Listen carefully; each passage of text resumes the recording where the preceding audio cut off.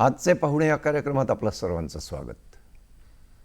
गोवंतभूमी ही कलाकारांची खाण असं म्हटलं जातं.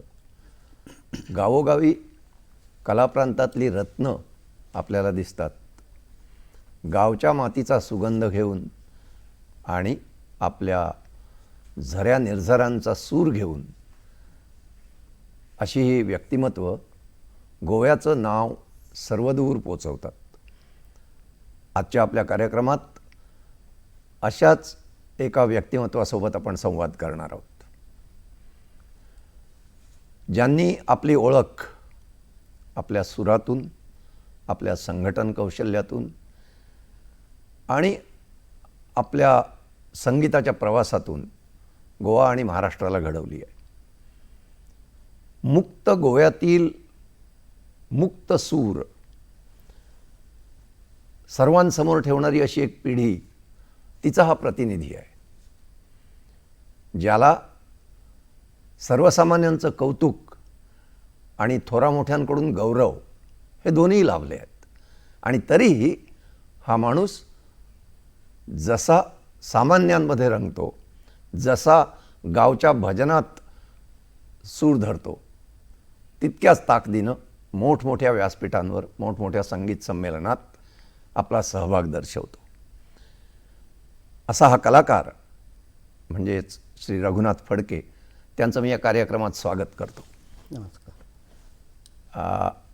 खरं तर आपली ओळख गोव्याचे कलाकार म्हणून आहेच, पण मुंबईत गेल्यानंतर एका वेगळ्या पद्धतीनं आपण संयोजक, आयोजक अशी ही ओळख आपली तयार केली आहे. आणि हे सगळं घडताना, सुरांबरोबरचं सख्य सांभाळताना, सर्वांबरोबर मिळून मिसळून स्वतःला मोठं करताना जिथून सुरुवात झाली त्या लहानपणाची थोडीशी झलक आम्हाला ऐकायला आवडेल. शिरोड्यातला आपला जन्म, शिरोड्यातलं बालपण कसं गेलं? त्याचं बालपण कसं गेलं हे म्हणण्यापेक्षा ते कसं गेलं हे सांगता येत नाही.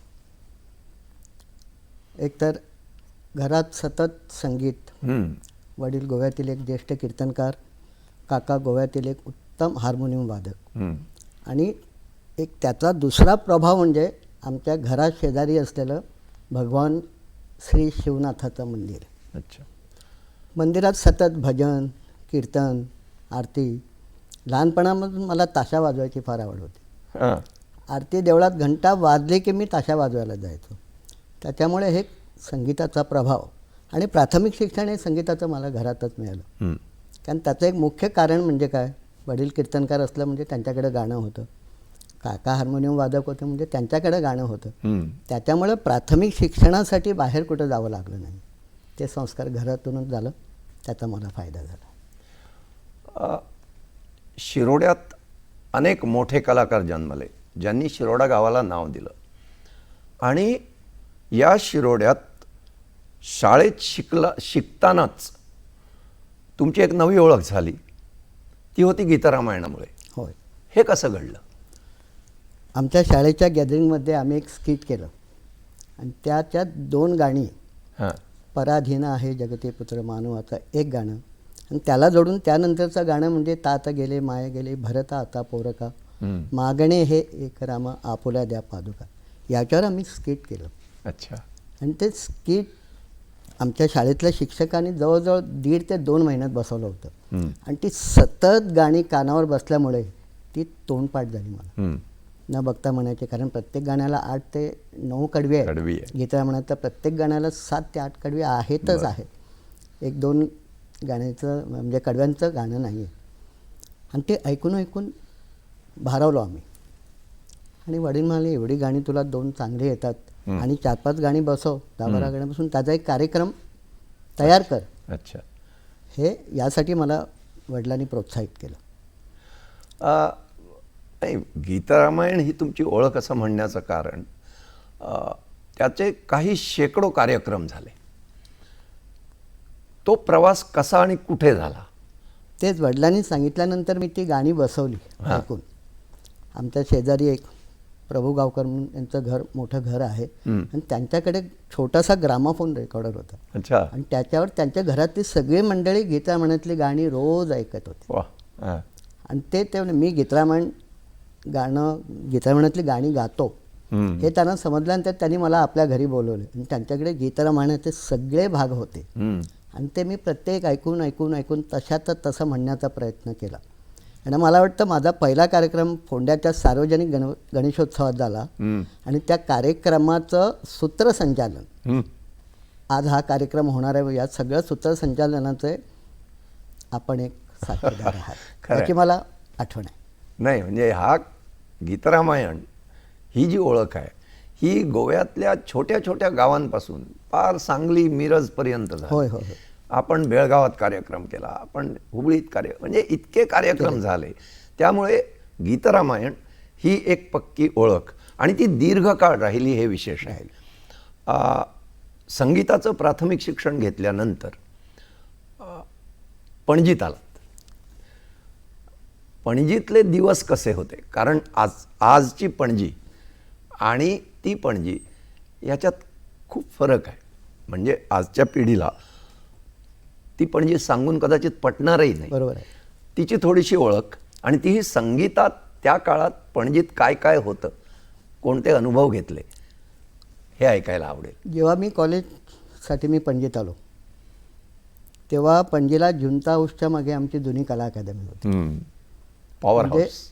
Power house. खरं म्हणजे मी तर म्हणेल ते माझं दुसरं घर होतं. अच्छा.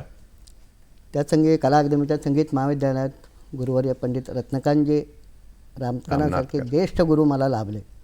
आग्रा घराण्याची तालीम मिळाली आणि त्या कला अकादमीच्या वास्तूत काहीतरी एक वेगळं होतं हे मला आजपर्यंत जाणवतं. छोटीशी कला अकादमी होती पण केवढे सुरश्री केसरबाई महोत्सव पहिला त्या वास्तूत झाला. त्या क्षण मला चक्क आठवण नाही. भाई उद्घाटनाला आले होते, शशिकलाताई त्यावेळी मुख्यमंत्री होत्या आणि सगळे ज्येष्ठ कलाकार त्या महोत्सवात सहभागी होते. पंडित हरिप्रसाद चौरसिया, शिवकुमार शर्मा, शोभाताई गोरटू, पंडित मल्लिकार्जुन मनसूर, उस्ताद निजामुद्दीन खान साहब, पंडित विजय राघराव, सगळे. आणि तो असा महोत्सव पहिला मोठा महोत्सव सुरेश केसरबाई केसर त्या जुन्या कला अकादमीत झाला. उभं राहायला जागा नव्हती आणि तेव्हापासून हे सगळे संगीत महोत्सव गोव्यात सुरू झाले. त्याच्यात मास्टर दीनानाथ संगीत समारोह आहे, गिरिजाताई केळेकर संगीत समारोह आणि आता प्रत्येक गावागावात संगीत समारोह.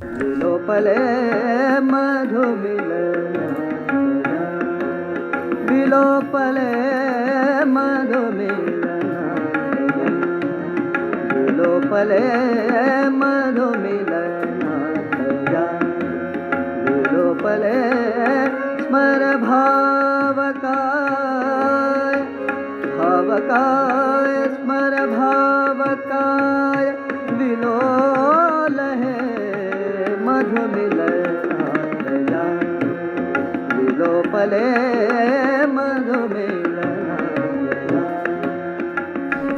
त्यावेळी एकूणच संगीताचं शिक्षण आणि ते वातावरण, त्यावेळचे काही सहाध्यायी आठवतात म्हणजे?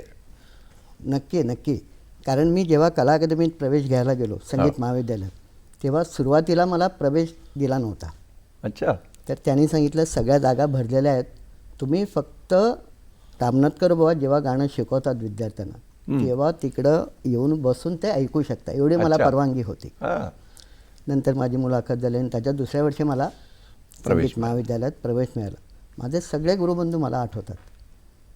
पंडित धर्मानंद गोरतकर, पंडित कमलाकर नाईक, गुरुदास नाईक, आज दुर्दैवाने ते आमच्यात नाही आहेत. मंगेश सुकटणकर, वंदना बखले, उज्ज्वला आपटे, असे बरेचसे माझे सहभागी गुरुबंधू, त्याची आठवण चक्क आहे.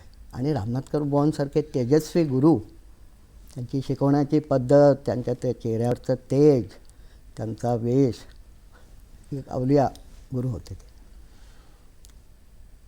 आत्ता एकूण महाविद्यालय स्वतंत्र इमारतीमध्ये आहे. महाविद्यालयामधून आता नवीन नवीन कलाकार बाहेर पडत आहेत. तुमच्या पिढीनं ज्या प्रकारचे अनुभव घेतले त्यानंतरच्या काळात संगीत शिक्षणामध्ये अनुभवांमध्ये काही बदल झाला असेल असं वाटतं का? थोडंसं टेक्निकली ते पुढं गेलं, हं. तांत्रिकदृष्ट्या पुढे केलं. पण ज्यावेळी आम्ही संगीत महाविद्यालयात शिकत होतो, हं. कारण तो जरी संगीत महाविद्यालयात संगीताचा वर्ग होतात, हो. पण तो इन जनरल क्लास 5-6 जणं बरोबर बसा आणि गुरुजी शिकवतात ते तुम्ही सगळेजण गा असं नव्हतं. नव्हतं. म्हणजे थोडक्यात ते गुरु शिष्य परंपरेचं ते एक गुरुकुल होतं, गुरुकुल. असं म्हटल्यास काय भागू नये. या स्थानिक गुरुकुलातून तुम्ही एका मोठ्या प्रगाढ गुरुकुलात गेलात. बरोबर. तो प्रवास कसा झाला? तर कला अकादमीने शिष्यवृत्ती जाहीर केली, त्याची जाहिरात आली आणि मी अर्ज केला. हं. खरं म्हणजे त्यावेळी कीर्तनासाठी आणि संगीतासाठी हं. अशा 2 शिष्यवृत्त्या होत्या, अच्छा. सरकारने जाहीर केल्या होत्या. हं, हं. आणि वडिलांची इच्छा होती की मी कीर्तन करावं, कीर्तन शिकावं. कारण माझी बहीण कीर्तन करते, वडील तर होते. हं. तर त्याच्यासाठी मी दोन्ही ठिकाणी अर्ज केला, कीर्तनासाठी शिष्यवृत्तीसाठी हां. आणि संगीताच्या शिष्यवृत्तीसाठी. अच्छा. आणि माझी पहिली ऑडिशन झाली ती कीर्तनासाठी झाली. हां. कीर्तनाची ऑडिशन झाली, सगळं झालं. आणि दुसऱ्या दिवशी गाण्याची ऑडिशन. अच्छा. त्यावर काय सांगितलेलं मी प्रेझेंट केलं, मी गायलो, काय विचारलं ते सांगितलं. आणि सगळं झाल्यानंतर कमिटीने वडिलांना बोलवलं दुसऱ्या दिवशी आत. अच्छा. तर म्हणे तुम्ही ते कीर्तन शिकायला पाठवण्याचा त्याच्यामागे तुम्ही का लागले आहात? हं. तर कृपा करून आम्ही तुम्हाला विनंती करतो, आम्ही त्याला संगीताची शिष्यवृत्ती दिली. अच्छा. हे त्यांनी बुवांना म्हणजे वडिलांना आज माझ्या हं. बोलवून सांगितलं आणि निर्णय घेतला. हं. तर शिष्यवृत्तीचा सोडाच, मी अर्ज केला. मला एक गॅरंटी म्हणतात ती होती की हं. गुरुकृपेने आई वडिलांच्या पुण्याने ते होईल.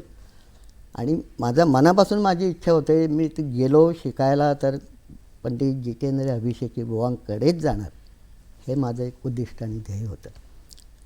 त्याप्रमाणे मी ते संगीताची शिष्यवृत्ती स्वीकारली आणि कीर्तनाचा नाद सोडला. हो, मी अजूनपर्यंत उल्लेख यासाठीच केला नव्हता, कारण रघुनाथ फडकेंची ओळख पंडित जितेंद्र अभिषेकींचे शिष्य ही ते स्वतः एकतर मोठ्या अभिमानाने सांगतात आणि सर्वसामान्यांना तोच त्यांचा परिचय आहे. म्हणून मी त्याला एक वेगळं गुरुकुल, विशेष गुरुकुल असा त्याचा उल्लेख केला. बुवांकडे गेल्यानंतर, गोव्यात इतकी वर्ष संगीत शिकून बुवांकडे गेल्यानंतर वातावरणातला काय फरक वाटला? म्हणजे गोवा ते मुंबई हे वेगळं, गोवा ते पुणे हे वातावरण वेगळं, पण मुळात सांगीतिक वातावरणातला बदल आणि तो गुरुशिष्य परंपरेचे त्या पद्धतीने शिकताना वेगळं काय जाणवलं? वेगळं तर नक्की जाणवलंच. पहिली गोष्ट म्हणजे मी बुवांकडे गेलो, हं. बुवांनी मला शिष्य म्हणून स्वीकारलं, हा एक मनातून आनंद होता. हं. आणि इथं झालेलं शिक्षण हं. आणि बुवांची शिकवण्याची पद्धत हं. ही वेगळी होती. अच्छा. हो, बुवा डायरेक्ट मेथडने शिकवायचे आणि बुवांकडे सुद्धा आम्ही सगळे शिष्य बसायचे, पण ते शिस्तीचं शिक्षण तर होतंच. हं. म्हणजे याचा अर्थ रामनाथकर बुवांनी शिस्ती शिकवलं नाही असं नाही. रामनाथकर बुवा असं तेवढेच शिस्तीचे आणि कडक हं. आणि उत्तम शिकवायचे. हं. पण एक इथून दुसरीकडे गेल्यानंतर हं. त्याची जबाबदारी वाढली हं. की आता तुला शिष्यवृत्ती देऊन आम्ही तुला पाठवलंय, पाठवलंय. तर त्याचं काहीतरी तू चीज केलं केलं पाहिजे, बरोबर. चीज केलं पाहिजे. हं. हं. हा एक ध्यास घेऊन किंवा हा विचार घेऊन मी बुवांकडे गेलो. हां. आणि बुवांनी मला, आधी मी बुवांना भेटून आलो होतो अच्छा. की बुवा असं शिष्यवृत्ती मला मिळाली आणि माझी फार मोठी इच्छा आहे. हं. काय असतं नारायणराव, कुठेतरी ना एक ऋणानुबंध हा असतो, असतो. त्याच्याशी मी सहमत आहे. हं. तर बुवांचे वडील ज्येष्ठ कीर्तनकार कीर्तनकार. बाळूबुवा अभिषेकी, माझे वडील अभिषेकी, आणि बाळूबुवांचा आणि माझ्या वडिलांचा स्नेह होता. हं. कदाचित तो ऋणानुबंध असावा आणि बुवांनी मला शिष्य म्हणून स्वीकारलं असावं, असंही असू शकतं. हं. पण तो आयुष्यातला एक मोठा क्षण आणि तो कदा मी विसरणार नाही. बुवांशी असा अगदी घरगुती जवळचा संबंध आल्यानंतर बुवांची अशी काही स्वभाव वैशिष्ट्य लक्षात आली का? बुवा म्हणजे हे, बुवा म्हणजे नक्की हे, असं काही सांगता येईल का? पहिलं म्हणजे बुवांचा म्हणजे बरंचसं आयुष्य बेळगाव म्हणा मुंबई बाहेर गेलं, परंतु बुवा एवढे काय म्हणतात त्याला, गोव्याशी त्यांचं एवढी नाळ होती ना, प्रत्येक गोष्टीची त्यांना आठवण, कोण कोणाचे नातेवाईक, कोण काय करतो, कोण कुठं असतो, हे सगळं त्यांना मुंबईत राहिल्यानंतरही आठवण होते. मी पहिल्यांदा ज्या दिवशी त्यांच्या घरी गेलो आणि संध्याकाळचे वेळ 4 वाजले होते, बुवा बसलेच होते उठून, मला म्हणाले चल ये, आणि त्यांनी मला सांगितलं आज जाऊन पाणी घेऊन ये. तर मी ते ऐकलं नाही, म्हणजे मला ते नीट ऐकायला आहे. मी काय असं बुवाने विचारल्यावर बुवा म्हणाले बरोबर आहे, तू बेऱ्यांचा भाचा, तुला ऐकायला कमी येतं. बरोबर मला ती आठवण आहे. थोडेसे हसले, मी त्यांना पाणवून दिलं आणि बुवानी आपच्या समोरचा तानपुरा माझ्याकडे सरकवला, चल तानपुरा लाव. आणि बुवांना हे माहीत होतं. बुवानी म्हटलं तू तंबुरा लावणारच, कारण तू रत्नकांताचा शिष्य आहे, रत्नकांत बुवांचा शिष्य आहे, आणि रत्नकांत बुवांचे सगळे शिष्य तंबुरे चांगले लावतात. तुम्हाला लागला असा रत्नकांत बुवांसारखा तानपुरा लावणारा मी पण आयुष्यात कधी बघितलं नाही, असे बुवांचे उद्गार आहेत. आणि बुवानी तानपुरा पुढे गेला, मी तो लावला, तृप्त समाधान झालं. आणि नंतर मला आठवतं बुवानी मला सुरुवातीला राग भूपाने सुरुवात केली. अच्छा. एक तलातली बंदी शिकवली, सखी आज मंगल गाओ, ह्या भूपरागाने माझी खरी सुरुवात झाली. आणि त्या पहिल्या दिवशी बुवानी जवळजवळ तास 1.5 तास मला शिकवलं, मी एकटाच. अच्छा. बुवासमोर मी एकटाच तंबोरा घेऊन बसलो होतो. बुवा आसनावर बसले, मी समोर बसले. म्हणजे ती आठवणी अंगावर काटे येतात, हे लक्षात आहेत अजून आणि स्मरणात आहे. गुरु म्हणून बुवांकडून जे संगीत घेतलं, त्याच्याशिवाय अजून काय काय घेतलं बुवांकडून?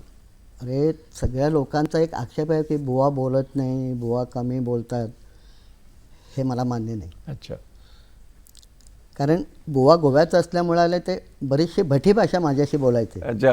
शुद्ध मराठी अशी नाही, आमची भटाची भाषा गोव्याची अशी बोल, चल रे तिथे जाऊन हे घेऊन ये, म्हणजे शुद्ध असं नाही. त्यामुळे एक आपुलकी आणि स्नेह वाढत गेला. आणि तसे बुवा बोलके पाहिजे तिथंच बोलायचं. आणि तसं थोडंसं मी स्पष्ट करतो की ज्यांच्याशी पटेल त्यांच्याशी ते बोलायचं. ते उगीच कोणाला जाऊन त्याच्याशी गप्पा मार, याच्याशी गप्पा मार असं नव्हतं. पण मी एक गोव्याचा शिकायला आला आहे, त्यामुळे ते प्रेम खूप दिलं बुवानी. बुवा म्हणा, विद्याताई वहिनी, सगळ्यांनी मुलासारखं आमचं पालन केलं. म्हणजे माझं असं नाही, सगळ्या शिष्यांचं. हे मी अभिमानाने सांगतो. त्यावेळेला तिथे कोण कोण होते सोबत शिकायला? त्यावेळी मी जेव्हा गेलो तेव्हा मी बुवांच्या घरातच राहिलो. हो. त्यावेळी मी घरात एकटा. त्यावेळी नंतर राजा काळे यायचे, अजित कडकडे यायचा, आत्ताच दिवंगत झालेले आमचे मित्र गुरुबंधू लक्ष्मीकांत सहकारी, चंद्रकांत नाईक, सुधाकर देवळे म्हणून उज्जैनचे बरेच विद्यार्थी यायचे. अच्छा. बुवांकडे किती वर्ष शिकला? मी 18 नोव्हेंबर 1981 बुवांकडे गेलो आणि 1987पर्यंत मी त्यांच्याकडे होतो. अच्छा. 1987 बुवानी बुवा पुण्याला स्थायिक आहेत, तोपर्यंत मी त्यांच्याबरोबर होतो. पावन जीव अवघेधा शिवदयेतामी परी अरुण कमल अरुण कमल परिमलया गगनी भरला तम निषेता सरला तम निषेता सरला तम निषेता सरला. त्यांच्याबरोबर कार्यक्रमांसाठी जाणं व्हायचं.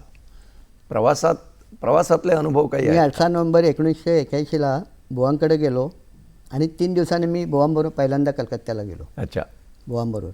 आणि बुवांचा कार्यक्रम म्हणजे काय हो, आज एक कार्यक्रम, 4 दिवसांनी नरसोबाच्या वाडी, तिसऱ्या दिवशी कुठं साताऱ्याला, असे दौरे असायचे. आणि बुवांना प्रवासाची सोय होती. आम्ही शेवटी प्रवासाने आम्ही आजारी पडलो. त्यामुळे या सगळ्या सवयी पाहिजे. तर त्यांनी एकदा बोलता म्हणाले, आंघोळ कुठल्या पाण्याने करतो, गरम की थंड? आम्ही आपलं सांगितलं गरम पाण्याने. ते उद्यापासून बंद कर. बंद कर.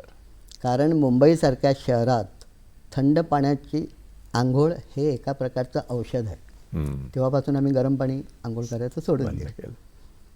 आणि बुवांचा एक गाण्याचा क्लास झाल्यानंतर ना, बुवा मुळात बोलायचे जेवताना.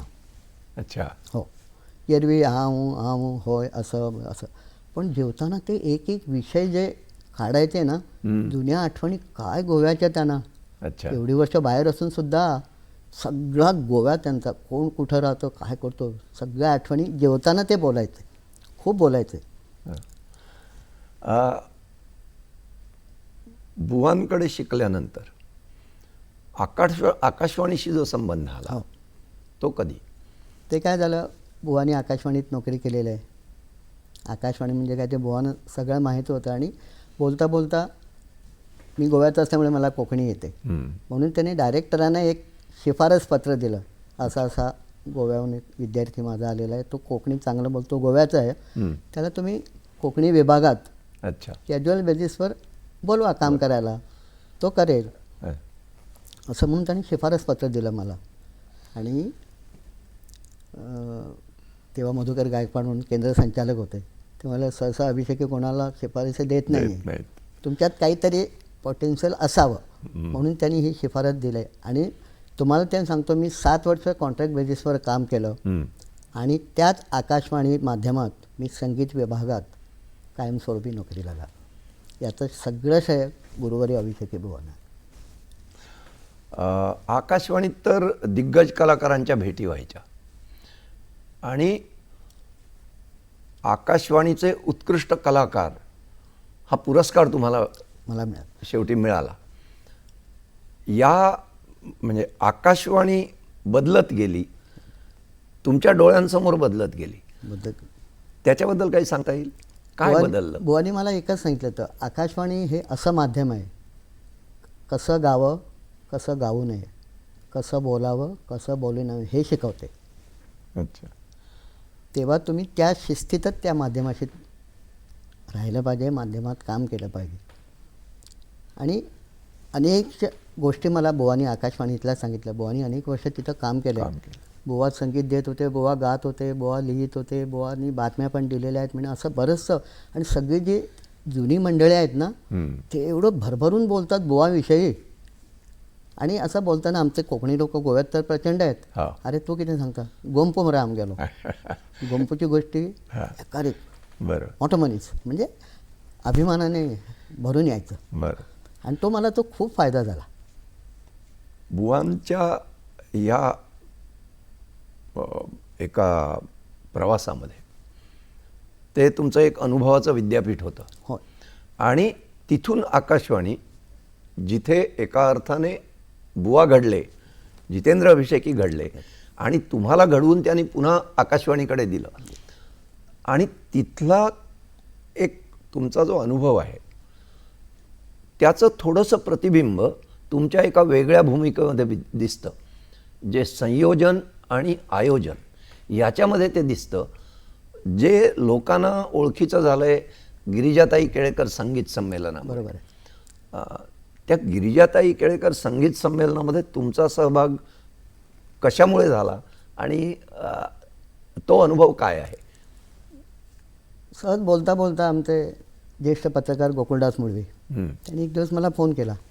असं समोर म्हणायला लागलं, मी बुवांच्या कानावर ही गोष्ट घातली, गिरिजाताई केळेकर म्हणजे बुवांच्या गुरु, त्यांच्या नावाने आमच्या या फोंडा परिसरात एक संगीत संमेलन व्हावे, या संदर्भात मी त्यांच्याशी इनडायरेक्टली बोललो आहे. अच्छा. तेव्हा ते संमेलन आम्ही आता करायचं ठरवलं आहे.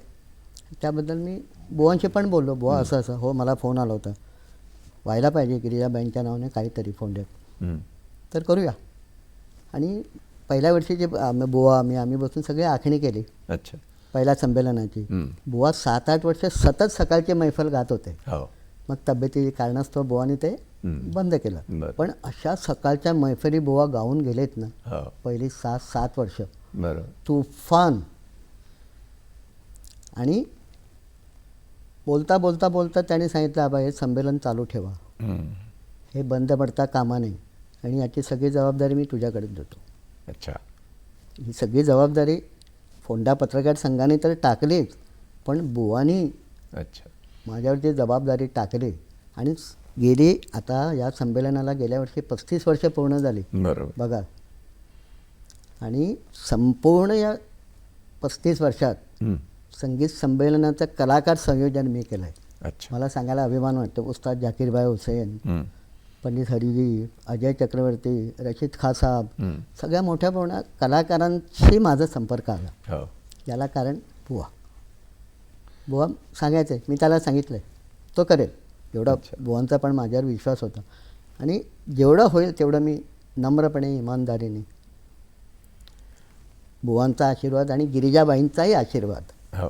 मला त्या निमित्ताने मिळाला. अनेक कलाकारांशी मी थेट पोचलो. जाकीरबाईंचा कार्यक्रम व्हावा हो. म्हणून मी तब्बल 3 वर्ष त्यांच्या मागे होतो. अच्छा. मी माझ्या हिशोबाने, मला तरी वाटतं मी त्यांच्या घरी 10-12 वेळा गेलो आहे. हां. जाकीरबाईंच्या घरी. हं. जाकीरबाई आपको आना है. गोवा आना है और हमारे गुरुजी के गुरु है, हां. हमारे गुरुजी के गुरु है गिरिजाताई केळकर. अच्छा. आणि याच्यात थोडाफार पुढाकार घेतला ज्येष्ठ चित्रकार प्रफुल्लाताई डहाणूकर. अच्छा. हो. तर त्यांनी घेतलं, मेरा मासिका नाम से हे समारोह हो रहा है, जाकीरबाई आपको बजाना है. अच्छा. तर त्यांनी काय सांगितलं, मला शनिवार रविवार वेळ नाही आणि आमचा समारोह शनिवार आणि रविवार. हं. तर ते म्हणायला लागले, जर तुम्हाला माझं वादनच व्हावं असं वाटतं तर ते शुक्रवारी ठेवावं लागेल. अच्छा. आणि त्या प्रफुल्लाताईंनी कमिटीला सांगितलं आणि तो शुक्रवारी आम्ही तो जाकीरबाईंचा कार्यक्रम केलो. तो अशी तुमच्या खरं सांगतो आयुष्यातील एक अविस्मरणीय कार्यक्रम. हं. जाकीरबाई म्हणते, मी पूरी दुनिया बजाता हूँ लेकिन ऐसा माहोल देखा नाही. उद्घाटनाला आलेलं पब्लिक हं. नंतर जाकीरबाईंच्या कार्यक्रमाला जागा मिळणार नाही म्हणून उठलेच नाही. उठलेच नाहीत. आणि त्यावर्षी सगळं मंत्रिमंडळ, गव्हर्नर आले होते उद्घाटनाला. हं. ते सुद्धा थांबले आणि त्यांनी कार्यक्रम ऐकून ते गेले. जाकीरबाई ते जाकीरबाई जायचे. हे 35 वर्षांचं आयोजन, अशाच प्रकारचं एक गुरुचं ऋण मान्य करून गुरुचं स्मरण करण्यासाठी तुम्ही चालवलेलं दुसरं एक अशाच प्रकारचं संगीताचं यज्ञकुंड म्हणजे तो ठाण्यात मी करतो तो गुरुजींच्या म्हणजे पंडित बुवांचा जितेंद्र अभिषेकी स्मृतिवंदन. स्मृतिवंदना. त्याची सुरुवात कशी झाली आणि आत्तापर्यंत त्याच्यात कोण कोण गायले? ठाण्यात एक उत्कर्षण मंडळ म्हणून संस्था आहे आणि त्यांचे सतत कार्यक्रम काही ना काही चालू असतात. ते माझा सल्लाही घेतात, मलाही विचारतात काय करूयात. बोलता बोलता मी सर त्यांना म्हटलं की ठाण्यात मोठे 2-3 समारोह होतात. इंद्रधनु समारोह, पंडित राम मराठे समारोह, असे बरेचसे वेद समारोह. तर असा एक छोटा कार्यक्रम आम्ही तुमच्या सहकार्याने करू. त्याला आता 21 वर्ष झाली. त्याला 21 वर्ष पूर्ण झाली यंदा. पूर्ण झाली. हो हो. म्हणजे तर त्यांनी ते मनावर घेतलं, करूया बुवांच्या नावाने, तू करतो ना, चला आम्ही तुला सभागृह वगैरे सगळं आम्ही तुला विनामूल्य देतो म्हणून तुम्ही सुरुवात केला ना. आणि बुवांचं वलय असल्यामुळे त्या कार्यक्रमात गाण्यासाठी किंवा प्रमुख पाहुणे म्हणून येण्यासाठी, सत्कार मूर्ती म्हणून येण्यासाठी कोणीही कधीही मला अडवलं नाही. हं. आज आम्ही पंडित सुरेश तलवलकर, वालावलकर, विश्वनाथ कानेरे, जयंत राजमजी, नाट्य रंगभूमीवरील प्रभाकर पंचकर, रामदास कामत, या सगळ्यांना मी माझ्या परीने सन्मानित केलं बरं. बुवांच्या नावाने.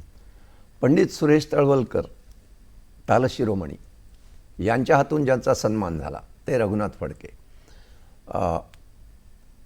पंडित चक्रवर्ती यांच्या हातून सन्मान झाला. सिद्धिविनायक मंदिर असेल, शिर्डीचे साईबाबा असतील, अनेक संस्था असतील, या सगळ्यांनी सन्मानित केलेला आपला गोव्याचा एक गायक, जितेंद्र अभिषेकींचे शिष्य म्हणून तर आपलं आम्हाला कौतुक आहेच.